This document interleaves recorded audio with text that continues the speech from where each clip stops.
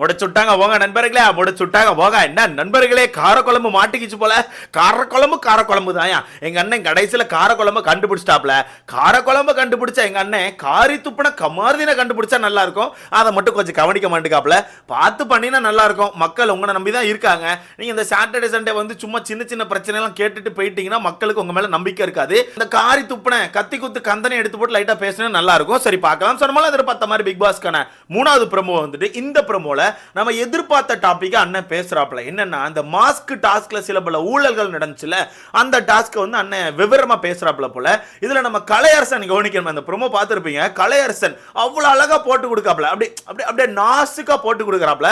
பார்க்கவே ரொம்ப நல்லா இருக்குது. அண்ணன் வந்து என்ன கேக்குறாங்கன்னா, வீட்டுக்குள்ள மாஸ்க் டாஸ்க் ஒன்னு வச்சோம்லாப்பா, அந்த டாஸ்க்ல எல்லா ரவுண்ட்லயுமே இந்தந்த நபர்கள் உள்ள போணும், அந்தந்த நபர்கள் உள்ள போட்டு அப்படின்னு சொல்லிட்டு பிளான் போட்டது யாரு, எதன் அடிப்படையில் ஒவ்வொருத்தரை நீங்க உள்ள அனுப்புனீங்க, இதெல்லாம் பண்ணது யாரு அப்படின்னு சொல்லிட்டு அண்ணன் கேக்குறாங்க. கேட்ட உடனே நம்ம கத்தி குத்து கந்தன் தான் ஃபர்ஸ்ட் பதில் சொல்றாப்ல. என்ன ப்ரோ கத்தி குத்து கந்தனா, அது யார் ப்ரோன்னு கேட்டீங்கன்னா, ப்ரோமோ பார்த்திருப்பீங்க. அப்ப நான் யாரை சொல்றேன்னு உங்களுக்கே தெரியும். எபிசோட் பார்க்கும்போது கண்டிப்பா உங்களுக்கே தெரியும். ஓகேவா? சோ நம்ம கத்தி குத்து கந்தன் தான் ஃபர்ஸ்ட் எந்திரிச்சு ஆன்சர் சொல்றாப்ல.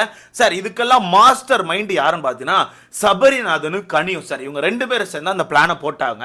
இவங்க எல்லாம் சேர்ந்து அந்த மொத்த கேங்கை ஒரு மாதிரி வழி நடத்திட்டாங்க. இவங்க எல்லாம் சேர்ந்து பார்வர்களை பயங்கரமா டார்கெட் பண்ணி இந்த கேம் விட்டு வெளியே எடுக்கணும்னு சொல்லி பிளான் போட்டாங்க. சார் இதுக்கெல்லாம் யார் காரணம்னு பார்த்தீங்கன்னா இவங்க 2 பேர் தான் சார்னு சொல்லிட்டு நம்ம கத்தி குத்து கந்தன் போட்டு கொடுத்துட்டாப்ல. இது உண்மையா பொய்யான்னு கேட்டீங்கன்னா 100% உண்மை. ஏன்னா நம்ம நடிப்பு அரசன் சபரி இருக்காருல்ல, அவரு அமைதியா இருந்த மாதிரி தான் உங்களுக்கு தெரியும். ரொம்ப அமைதியா அப்படியே ரொம்ப நியாயமா பேசுற மாதிரி உங்களுக்கு தெரியும். உங்களை சில பேர் கண்டிப்பா அப்படிதான் நினைச்சிருப்பீங்க. ஆனா அது கிடையாது. அவர் அந்த வீட்டுக்குள்ள தான் ஒரு நல்லவன், கரெக்டான விஷயத்துக்கு தான் நிற்பான், தப்பு எதுவுமே பண்ண மாட்டான். அந்த மாதிரி காமிச்சுக்கிட்டு ஒரு ஜோனை கிரியேட் பண்ணிட்டு ஏதாவது ஒரு பிரச்சனை வரும்போது கரெக்டா இவர் வந்து உள்ள போயிட்டீங்க பாருங்க, நம்ம இதை பண்ணும், நீங்க யாருமே எதுவும் பண்ணாங்க, நம்ம இதை தான் பண்ணும், சரியா இதுதான் பண்ணும், இப்படி பேசணும்னு சொல்லிட்டு அவர் ஒரு மாதிரி அவர் ஒரு தலா ரேஞ்சுக்கு எடுத்துட்டு போயிட்டாப்ல. அவர் தான் ஹெட். ஓகேவா? அவர் தான் அங்க வந்து மேல் ஹெட், ஃபீமேல் ஹெட் வந்து நம்ம கனி அவர்கள். இந்த 2 பேரை சேர்ந்து தான் மொத்த அன்பு கேங்கே நடத்திட்டு இருக்காங்க. இதுல கனி அவர்கள் அவ்வளவு அழகா, அவ்வளோ நாசுக்கா பேசுறதெல்லாம் சூப்பரா இருக்கு. நல்லா வாழைப்பழம் மாதிரி பேசுறாங்க அப்படின்னு சொல்லுவாங்கல்ல, அந்த மாதிரி தான் பயங்கரமா பேசுறாங்க.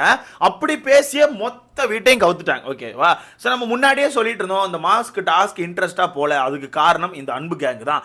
ஏன்னா 2 பேர் அந்த மாத்தி மாத்தி மாஸ்க் எடுத்து வச்சு டிமாண்ட் பண்ணிட்டு இருக்கும்போது சண்டை போடணும். ரொம்ப நேரம் சண்டை போட்டு நீ வை நான் வைன்னு சண்டை போட்டால் தான் பார்க்க நல்லா இருக்கும். பட் இவங்க என்ன பண்ணுவாங்கன்னா, டக்குன்னு நம்ம கனியக்கா உள்ள போயிட்டு இங்க பாருமா, நாங்க இந்த வாட்டி நாங்க வச்சிடுறோம், அடுத்த வாட்டி நீங்க வைங்க, அடுத்த வாட்டி நீங்க வைப்பீங்கன்னா அதுக்கு அடுத்த வாட்டி நாங்க வைப்போம், இந்த போட்டோ நீங்க வச்சீங்கன்னா அந்த போட்டோ நாங்க வைப்போம்னு சொல்லிட்டு ஒரு மாதிரி ஒரு இதுக்குள்ள போயிட்டாங்க. வாங்க கை கொடுத்துக்கலாம் அப்படின்ற மாதிரி ஒரு கூட்டணிக்குள்ள போயிட்டாங்க. அப்போ அது இந்த கேம் பார்க்க இன்ட்ரெஸ்டா இருக்காதுல்ல.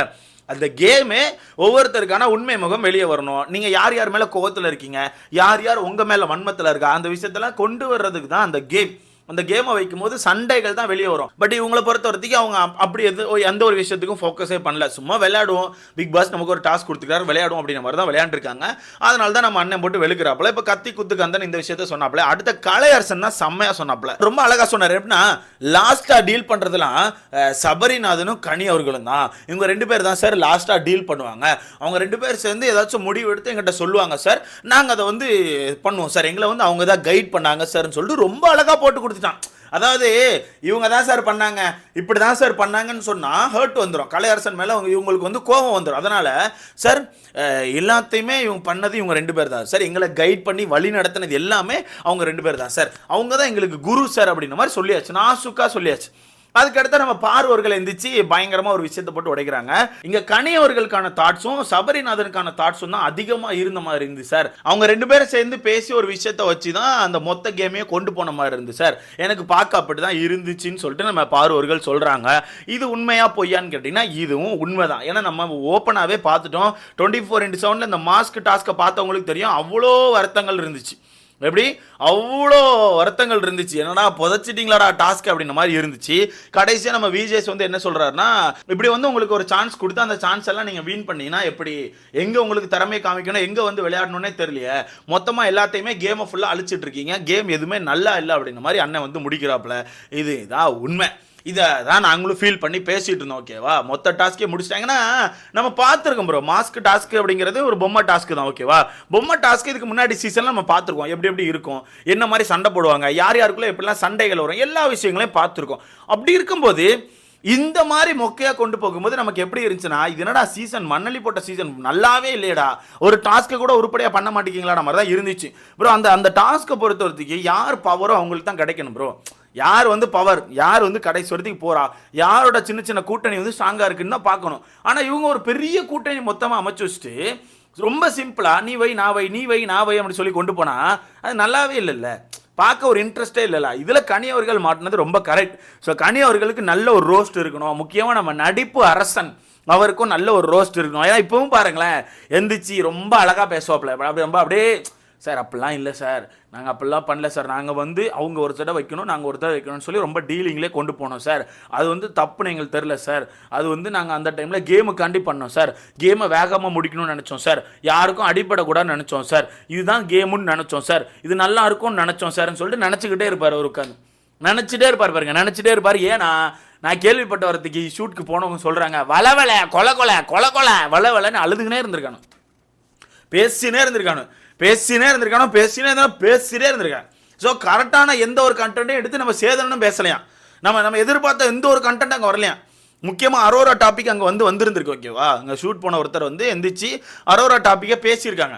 அந்த டாப்பிக்கை டப்புன்னு வந்து நம்ம சேதனை வேறு விதமாக திருப்பி இது வந்து நாங்கள் எபிசோடில் கூட போட மாட்டோம், இது எங்கேயுமே வராது அப்படின்னு சொல்லிட்டு சொல்லி உட்கார வச்சிருக்காங்க. அது ஒரு விஷயம் நடந்திருக்குது. அதை நான் அடுத்த வீடியோவில் ரொம்ப கிளியராக சொல்கிறேன். ஸோ அது மூலமாக எனக்கு ஒரு விஷயம் மட்டும் தெரிஞ்சு போச்சு, வரப்போகிற நாட்கள்லையும் அரோரா அப்படித்தான் பண்ணுவாங்க. வரப்போகிற நாட்களையும் அரோரா அப்படித்தான் பண்ணுவாங்க. கையை பிடிச்சி இழுப்பாங்க, காலை பிடிச்சி இழுப்பாங்க, காதை கடிப்பாங்க, கழுத்தை கடிப்பாங்க, எல்லா விஷயங்களும் நடக்கும். அதை பார்க்கணுமா வேணாமா நம்ம தான் முடிவு பண்ணணுமா, நம்ம குழந்தைகளெல்லாம் அதுலேருந்து நம்ம தான் காப்பாற்றிக்கணுமா, அப்படி வந்து ஒன்று சொல்லியிருந்திருக்காங்க. அது என்னங்கிறது நம்ம அடுத்த வீடியோவில் பார்க்கலாம். ஸோ மொத்தத்தில் இந்த அன்பு கேங் வந்து இப்போ மாட்டிக்கிச்சு. இந்த அன்பு கேங்குக்கு என்ன மாதிரி ரோஸ்ட் இருக்கும் அப்படிங்கிறத என்னோட கொஸ்டினாக இருக்குது.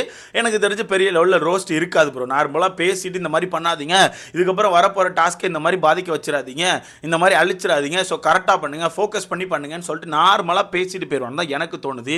ஏன்னா எனக்கு சேதன மேல இருந்த நம்பிக்கை குறைஞ்சிக்கிட்டே வருது. முக்கியமா சாட்டர்டே எபிசோட்ல என்னென்ன விஷயங்கள் நடந்திருக்கு அப்படின்னு சொல்லிட்டு கேள்விப்பட்டோன்னே எனக்கு வந்து நம்பிக்கை அப்படிங்கிறது சுத்தமா உடஞ்சிட்டு. ஏன்னா அந்த லெவலுக்கு மொக்க கண்டென்ட் பண்ணி வச்சிருக்காங்களாம். மொக்கனா மொக்க கடும் மொக்கையான கண்டென்ட் பண்ணி வச்சிருக்காங்க போல. ஸோ பார்க்கலாம் என்ன நடக்குன்னு சொல்லிட்டு நீங்க சொல்லுங்க ப்ரோ. இந்த மாஸ்க் டாஸ்க் உங்களுக்கு இன்ட்ரெஸ்டா இருந்துச்சா, இல்ல ப்ரோ எனக்கு அந்த சும்மா அந்த டீலிங்கை போட்டு மாத்தி அவங்க உள்ள வச்சுக்கிட்டது எனக்கு பார்க்க ரொம்ப போரிங்கா இருந்து ப்ரோ. ஒரு டாஸ்க் மாதிரியே இல்லை, ஏதோ அவங்களுக்குள்ளே மாத்தி ஜாலியாக பண்ணிக்கிட்ட மாதிரி இருந்துச்சு, மக்களை வந்து பெருசாக இன்ட்ரெஸ்ட் பண்ணல ப்ரோ அப்படின்னா மறக்காம கமெண்ட்ல போட்டு போங்க. பார்க்கலாம் இன்னைக்கு என்னென்ன நடக்கு அப்படின்னு சொல்லிட்டு. கத்தி குத்து கந்தன் பேரை ஞாபகம் வச்சுக்கோங்க காய்ஸ். எபிசோட் பார்க்கும்போது உங்களுக்கு கண்டிப்பா என் ஞாபகம் வரும், கத்தி குத்து கந்தன். ஓகேவா, கத்தி குத்து கந்தன். நான் இங்கே இன்னொன்று சொல்லிக்கிறேன், ரெண்டாவது ப்ரோமோல ஒன்று பார்த்துருப்போமே, கத்தி குத்து கந்தனை போட்டு நம்ம அண்ணன் பொழக்கிற மாதிரி. ஆக்சுவலாக எபிசோட்ல அந்த மாதிரிலாம் இருக்காது போல, ஃபன்னு தான் இருக்கும்னு நினைக்கிறேன். அது அப்படி தான் சொல்லியிருக்காங்க. பார்க்கலாம், எபிசோட் வந்து பெருசாக இருக்காது, ஒரு மாதிரி அங்கே ஃபன் பண்ணி கலாச்சு உட்கார விட்டுருப்பாங்கன்னு சொல்கிறாங்க. ஏன்னா கத்தி குத்து கந்தன் இந்த ஷோக்கு ரொம்ப முக்கியமான ஒரு நபர். அவரை வெளியே தூக்குனா ஷோவோட டிஆர்பிலேருந்து எல்லாமே படுத்துரும், வீடு இடிஞ்சு விழுந்துரும். அதனால் கத்தி குத்து கந்தனை சேதனை எதுவுமே திட்ட கூட செய்யலையா, எதுவுமே செய்யலை. அவர் வரப்போகிற நார்களையும் காரி துப்புவார், என்ன வேணால் பண்ணுவார், பிக் பாஸை கூட துப்பினாலும் துப்புவார். அந்த அளவுக்கு எங்கள் அண்ணன் திறமையான ஒரு ஆள். ஸோ பார்க்கலாம் என்ன நடக்குன்னு சொல்லிட்டு அடுத்த வீட்டில் பார்க்குறேன்.